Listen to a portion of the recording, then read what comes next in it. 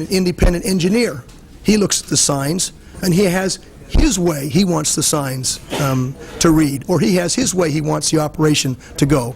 And then thirdly, we bring in, say, a state inspector or a qualified inspector. He may have his verbiage that he wants in the signs, or his way he wants it to operate. And this, in and of itself, unless there is a scheme that is well-defined, can easily bring in conflicts and inconsistencies, and that's what our concern is. Right. Thank you. Go on. It's your other... Yeah. The other concern is the definition of injuries, and I think an attempt has been made here this afternoon to try to remedy part of that. We still have serious concerns about that. California OSHA has a definition of serious injury that the amusement parks have already been working with, and they have a system through their already existing human resource department and safety officials to understand and work with that definition. And we would urge that we get more consistency in these definitions. It can be very difficult to have different definitions about injuries. There's some vagueness there. I would like to be able to look at that. We all would, and review that again. And then thirdly, the penalties seem to be ill-defined, and what is exactly going to be penalized. And in this regard, it is not right to single out Disneyland, which has been done here this afternoon, not intentionally, but by default in the most recent events, and to say that, well, their fine was a certain amount of money, and that obviously is too little, and we therefore want to have a civil penalty. We need to take a look at this systemically, and if in the decision of the Labor Committee, the penalties and fines across the board have to be addressed, which should be done that way. But it shouldn't be done just in this fashion to attack one park.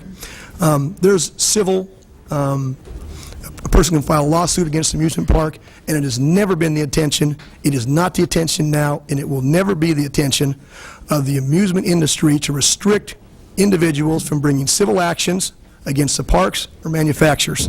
That is not our intention. We understand that takes place. And that is a remedy for many of the monetary kinds of things that the public interprets as penalties. Having said that, I would just conclude by saying you on this committee and in the Assembly have a great heritage.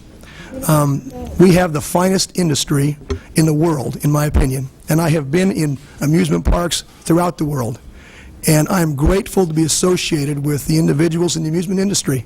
I'm grateful to be associated with assemblymen and senators who have taken this issue seriously. And I appreciate being able to continue to do that in the future. Thank you. Thank you very much.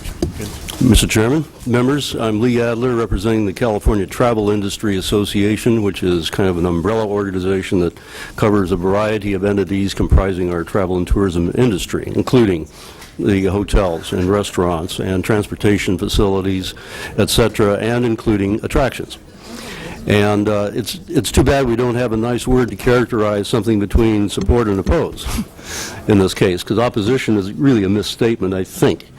And I say that in this context, that as Mr. Jensen has indicated, the support, the basic premises of the bill are fine. We agree with everybody, the supporters here, as to something that needs fixing. This is a vehicle which can go a fair degree in that direction. But as we see here in these halls and have for a number of years, often the devil is in the details, and I think that's what Mr. Jensen was kind of pointing to. And to the extent that the operational mechanics of how we put this sort of a program in place, the injury definition, the other things that he pointed out, not to be redundant, are things that need to be resolved. And we haven't seen the amendments, Tom, so we can't, respond to that. And I'm sure that you've attempted to address some of the issues. And but I just want to point out to the committee that, generally speaking, the base premises of the bill are very supportive. We got to go there. We should go there. Now the question is, how do we put the pieces together in a way that meets the reasonableness test? And that's really where we're going with this. Okay, so no specific criticisms of any of the provisions. You want to look at the the new amendments? Well, look at the new amendments, but I think Mr. Jensen, again, not being redundant, the issue areas that he was pointing out, the levels of inspection, definition of injury, et cetera, are the ones where there's commonality of concern. Mr. Torlakson, is the bill as amended before us? Is there anything new after you submitted the last round of amendments? We put Been forward, re-amended, or is the text I have There are authors' amendments today. today? several of those are technical, and we'll make sure you get a copy. Is any, yeah. Of those. Thank you, I'll just take a look. Thank you. All right. Mr. Maine. Mr. Chairman, members of the committee, Fred Main, representing the California Chamber of Commerce. Like the previous two witnesses, we do want to express our support for Assemblymember Torlakson's efforts in this. We are not opposed to the bill. We have similar concerns as the other witnesses. California's tourism industry is vital to California's economy, and as both sides have indicated, the parks are extremely safe in their records, but there needs to be some improvements. We would reiterate the support for not having conflicting levels of inspections so that individuals are able to understand what their obligations are under the law, and that hopefully as the bill moves through the process, the committee and the members of the legislature, the assembly member will be able to work these out with the industry so that it is a very safe industry and patrons continue to want to come to California to enjoy all of our great attractions. Thank you, Mr. Maine. Sir. Hi, Jim Lights with Phil Schott's office representing Universal Studios. We also support the author's efforts to make sure that our amusement parks are as safe as possible.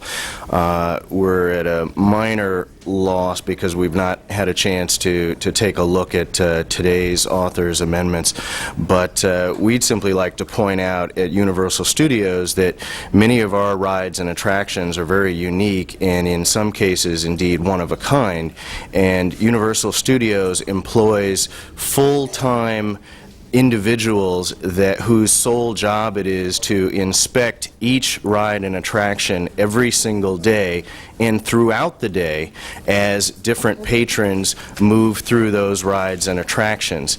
And because of the unique nature of the attractions and rides, the level of expertise required to monitor and inspect those rides is very, very high. Many of our employees already meet the provisions that Mr. Torlakson has laid out in his bill. So we just think that that is a very important thing for our amusement park industry to be safe and is reflected in Universal Studios' solid safety record. I would like to follow up on your question, on your comments here to Mr. Torlakson, because I think that there are two issues here. There's issue of expertise. There's also the issue of objectivity. Mr. Torlakson, under your bill, the industry is required with their qualified safety inspectors to annually certify the safety of the rides. And then there are a number of occasions in which the Cal OSHA inspector can inspect the rides as well.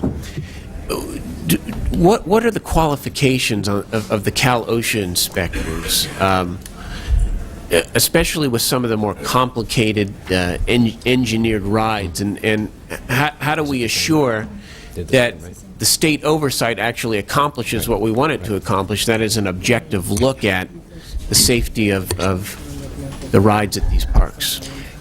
We would say that the state inspector should have the same level of expertise, that they need to have that level. And while we now regulate ski lifts and elevators and the portable carnivals, I don't believe even the portable carnivals inspectors have the level we're talking about in this legislation. So this brings the bar up to a higher standard, and it would, whether it's in Cal OSHA or some other division of the Department of Industrial Relations, the inspectors would be expected to have that level of expertise, so their eyes would be able to understand the review of the records and the details of the computer issues, the metallurgic issues related to the parts of the ride and how it's